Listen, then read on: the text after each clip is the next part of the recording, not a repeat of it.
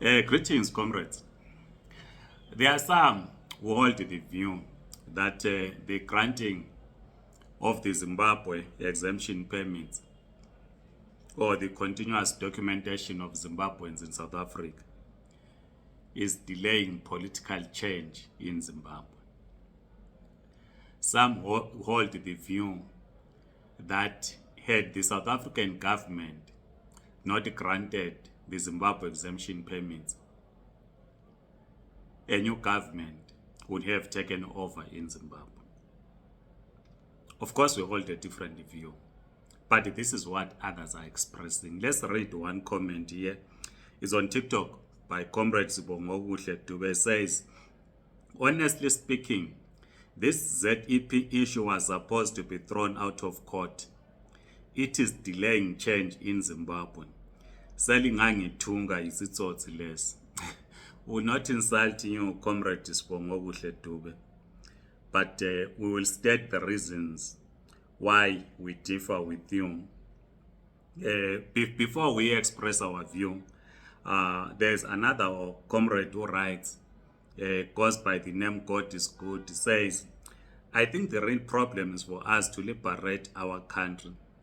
We can't be using so much energy in South Africa. Let's take ZANU. Triple C need our support. I had to add my words because the construction was not really proper.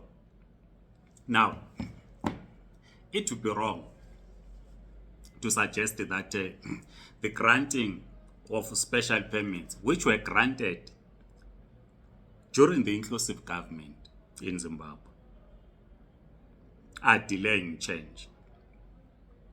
In 2008, when we stayed for more than a month without the results, presidential results, we did not have special permits. South Africa had not granted special permits to Zimbabweans. So any person who then argues that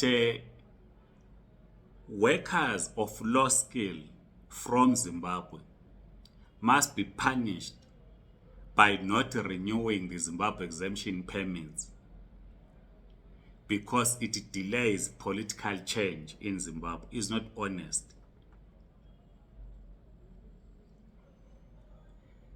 As I'm making an example with the 2008 elections, which all of us remember or recall, that we stayed for over 30 days without the results.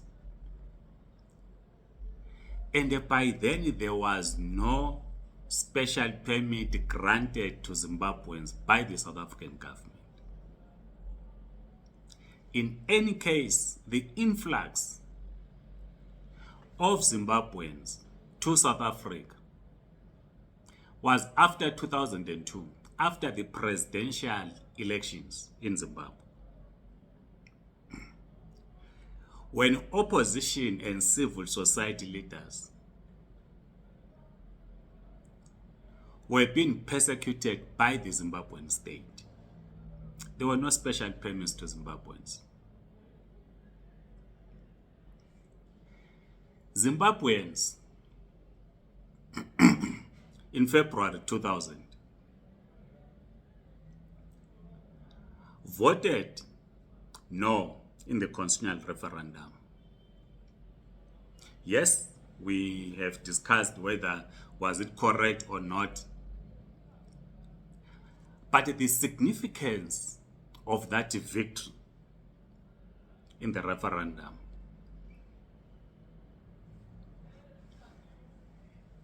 is because it is then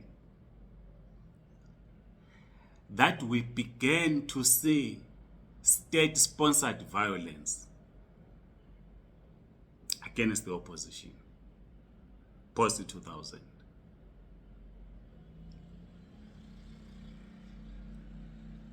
The Zimbabwean state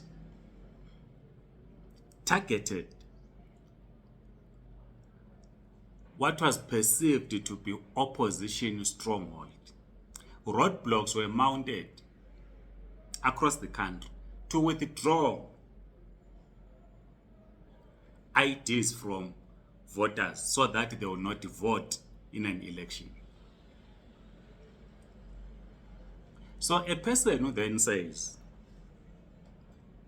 granting of special permits to Zimbabweans is delaying political change in Zimbabwe is not being honest. It's not being honest at all. Or it lacks understanding, does not understand the political terrain in Zimbabwe, or has no understanding of our electoral history in Zimbabwe. Yes, during the 5th Brigade Bukraund genocide, ZAPU members and supporters voted for ZAPU in the 1985 elections, notwithstanding that there was curfew and genocide was ongoing.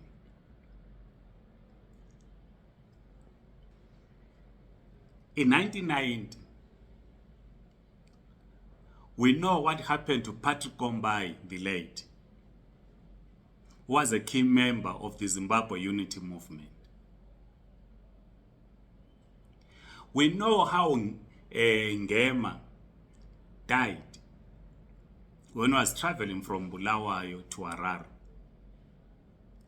after he delivered a political message or addressed a political rally in Bulawayo.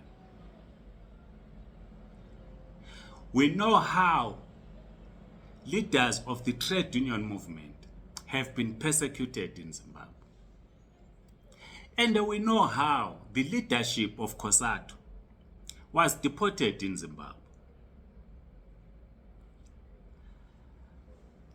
When the leader of the economic freedom fighters, Comrade Julius Malema, says those who want to go and vote in Zimbabwe can visit the offices of EFF and they will rent buses for them. Those buses will not cross to Zimbabwe. They will be held at the border until voting is concluded. The Zimbabwean state is ruthless. So, to begin to blame the victims of political violence who ran to South Africa and the South African government understood their plight and granted them special permits, then others turn around and say, no, this is delaying change in Zimbabwe. That's very unfortunate. Because that's not the case. The issue we should be discussing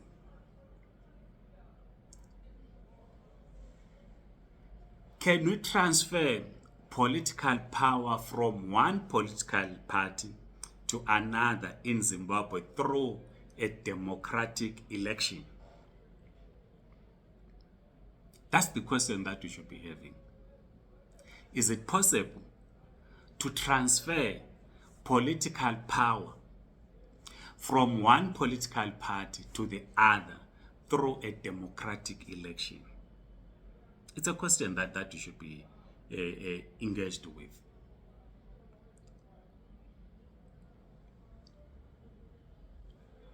In 2017, there was no smooth handover from Robert Mugabe to Emmerson Mnangagwa inside the ZANU-PF.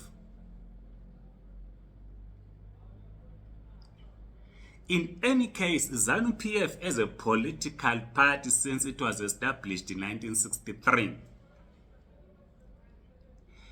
it has never had a smooth transfer of power from one leader to the other. It has never happened in the history of ZANU-PF.